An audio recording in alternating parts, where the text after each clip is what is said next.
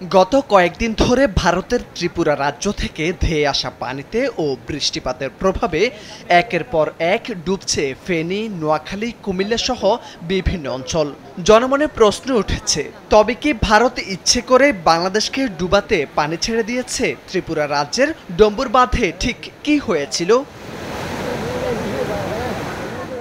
বিভিন্ন সংবাদ মাধ্যমে জানা গেছে, আগস্ট মাসে ভারতের ত্রিপুরা রাজ্যে যে পরিমাণ বৃষ্টিপাত হয়েছে তা স্বাভাবিকের থেকে 151% বেশি। ত্রিপুরা রাজ্য সরকার বলছে, গত 3 দশকের বেশি সময়ের মধ্যে এবার সবচেয়ে বেশি ভয়াবহ বন্যা হচ্ছে সেখানে। গত 4 দিন ধরে সেখানে অবিরাম বৃষ্টি হচ্ছে, ফলে প্রায় 17 লাখ মানুষ সেখানে পানিবন্দী হয়ে পড়েছেন।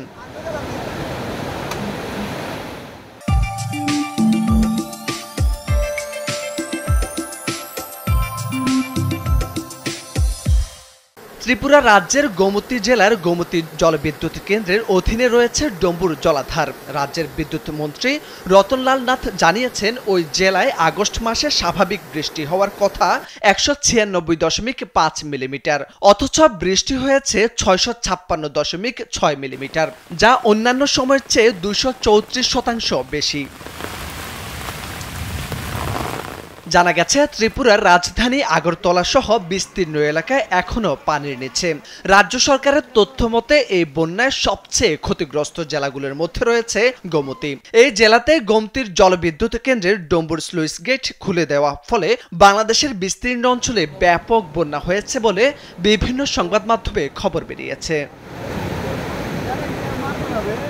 তবে রাজ্যের দপ্তরের মন্ত্রী রতনলাল নাথ বিবিসি বাংলাকে জানিয়েছেন, গেট খুলে দেওয়ার খবর সঠিক নয়, এটি অপপ্রচার। গোমতী জলবিদ্যুৎ কেন্দ্রের কোনো গেট খুলে দেওয়া হয়নি। এই বিদ্যুৎ কেন্দ্রের জলধারাটির সর্বোচ্চ ধারণ ক্ষমতা 94 মিটার। পানির স্তর এর বেশি উঠলে নিজে থেকেই পানির গেট বেরিয়ে যাবে, আর পানির স্তর নিচে নেমে গেলে নিজে থেকে গেট বন্ধ হয়ে যাবে। পানির স্তর সর্বোচ্চ ধারণ ক্ষমতার বেশি হয়ে যেতেই এর দুটি গেট দিয়ে পানি বেরোচ্ছে।